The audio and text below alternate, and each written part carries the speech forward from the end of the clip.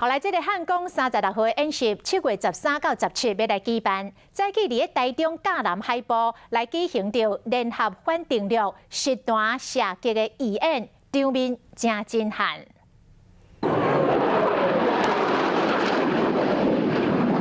IDF 甲 F-16战斗机拍一连弹，对着未定了的敌军军舰模拟炸射，随脱离战场。连续几波炸射，现场拢是战斗机的烟引声。敌军的部队慢慢接近海堡时，分时称战斗直升机随出动对敌军发射地下火飞弹，而且是实弹。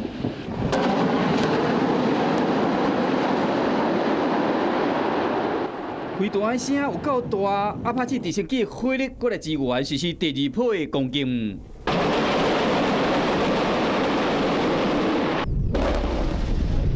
岸上的火炮对海面的军舰抵拍，海上有2台记者级的巡防舰联合陆空的火力，消灭来犯的敌军。感觉很震撼。这什么最好看？阿帕奇。怎么说？以前没看过。汉光36号演习早起伫台中甲南海部实兵实弹操演，虽然无对外开放，也搁岸边透早就军事迷来伫遐咧翕上介好的画面。